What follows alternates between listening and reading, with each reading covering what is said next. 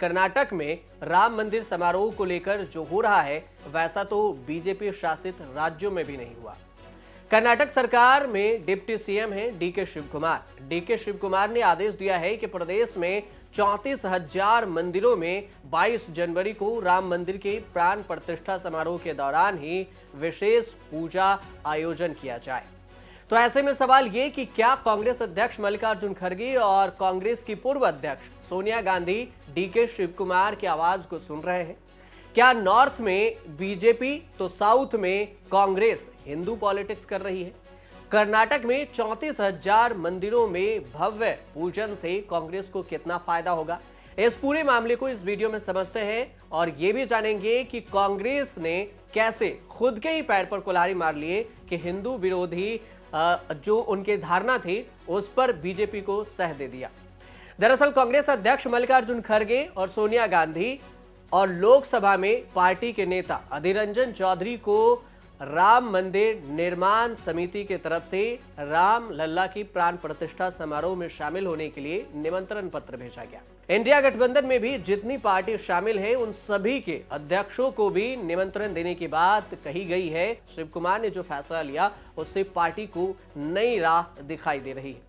हालांकि कर्नाटक और दक्षिण में भी यह फैसला लेना इतना आसान नहीं रहा होगा, पर शिवकुमार यूं ही नहीं दक्षिण में पार्टी के तारनहार माने जाते हैं। वे कई मौकों पर पार्टी को बचाने के लिए धूमकेतु की तरह आगे आए हैं।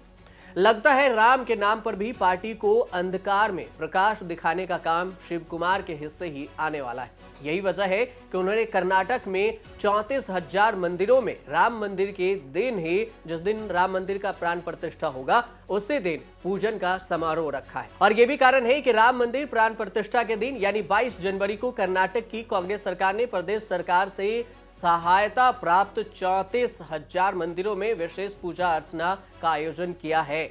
इस फैसले को लेकर कर्नाटक के उप मुख्यमंत्री डीके शिवकुमार ने बयान दिया। उन्होंने कहा, आखिरकार हम सभी हिंदू हैं, राम मंदिर कोई निजी संपत्ति नहीं है। नेताओं को बुलाने के लिए बीजेपी चुनिंदा रवैया अपना रही है। देश में बहुत सारे नेता और मुख्यमंत्री हैं।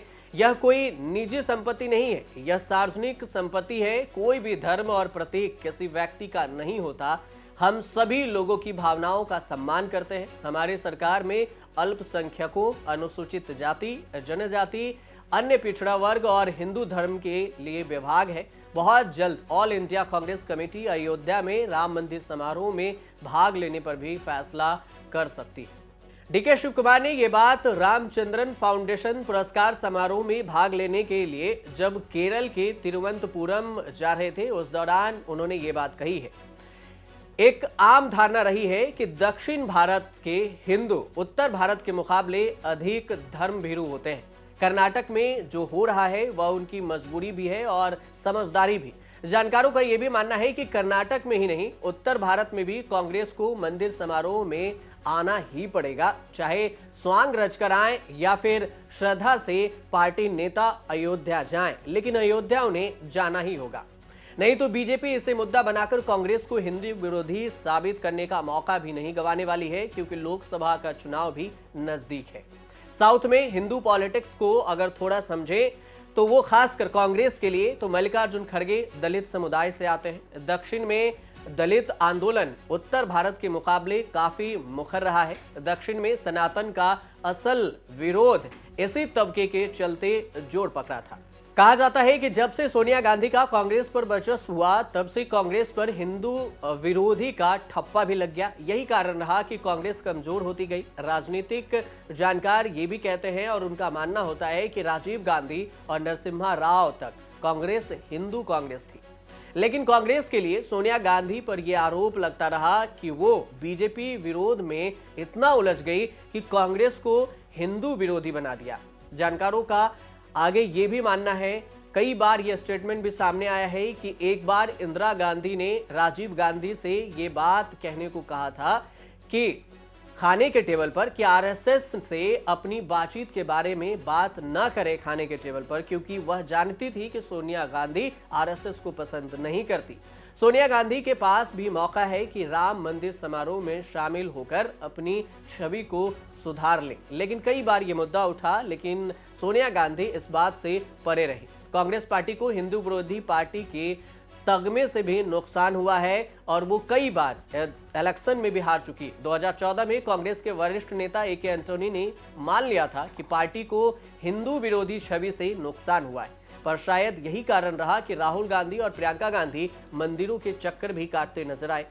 कांग्रेस लीडरशिप को यह समझना होगा कि कांग्रेस आजादी के पहले और आजादी के 4 दशक बाद एक हिंदूवादी पार्टी हुआ करती थी और रही भी है। यही कारण है कि देश में जनसंघ को उभरने का मौका नहीं मिला। बंटवारे के समय भी एक तरफ मुस्लिम लीग थी तो दूसरी तरफ हिंदुओं को रिप्रेजेंट करने वाली कांग्रेस ही थी।